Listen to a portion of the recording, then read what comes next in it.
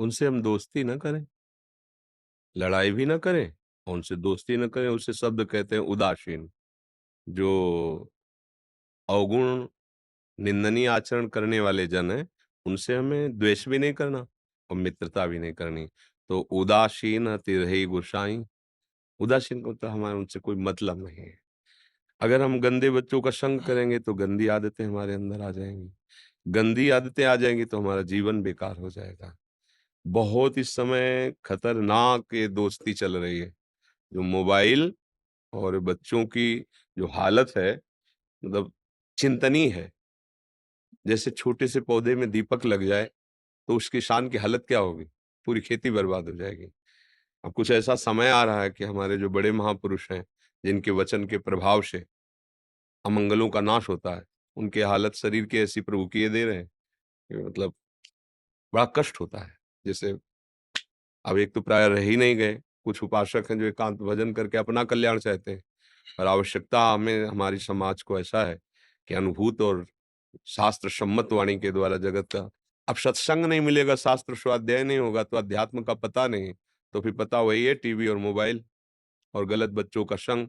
इससे हमारी जो नवीन पीढ़ी है, इसे वासना की ऐसी दीमक लग चुकी है कि कैसे देशभक्ति करेंगे, कैसे माता-पिता की भक्ति करेंगे, कैसे भगवान की भक्ति करेंगे। अगर ये जीवन में नहीं तो फिर पशु और मनुष्य में अंतर क्या रह गया? मुर्दा आदमी है वो, जो भगवत विमुख आचरण है, वो मुर्दा आदमी। जिन हरि भगति हृदय नहीं आनी, जीवित सौ समान ते प्राणी। अरे छोटे-छोटे बच्चों को इस मोबाइल ने ऐसा बर्बाद, भगवान कलयुग की कृपा है, ऐसा गुण भी रख दिया है कि अब हम उसे निषेध भी नहीं कर सकते कि इमरजेंसी, अत्यंत आवश्यक बात तुरंत करो। दूर बैठे भगवत भक्ति प्रेमी महात्माओं के वचन, भक्ति का स्वरूप, भगवत लीला, ये बैठे-बैठे श्रवण कर लो, ये गुण भी रख दिया। अब गेम खेलना, गलत बातें देखना, गलत चिंतन बढ़ाना, ये उसमें। तो हमें लगता है ऐसे बच्चों से बचो और मोबाइल से भी बचो। क्यों? अगर मोबाइल में गेम देखा जाए, गंदी बातें देखी जाए, अब छोटे-छोटे बच्चे अब जो ऐसी बातें देखेंगे, जो संसारिकता बढ़ाने वाली, तो वही चिंतन में आएगा, वही धारा बन जाएगी।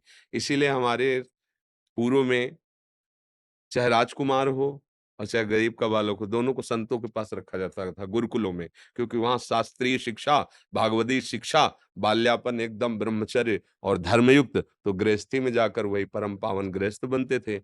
वही साधु सेवी, भगवत सेवी महात्मा उनके गर्भ से प्रकट होते थे। तो इसलिए हमें लगता है कि लड़ाई झगड़ा न करके ऐसे बच्चों से दोस्ती ही न करे और दूर रहे तो बचा जा सकता है। और राधा राधा खूब नाम जप करे। नाम जप करते हो? क्या जपते हो? राधा राधा। हाँ, बस राधा-राधा जपोगे कोई बाधा परेशान नहीं कर पाएगी।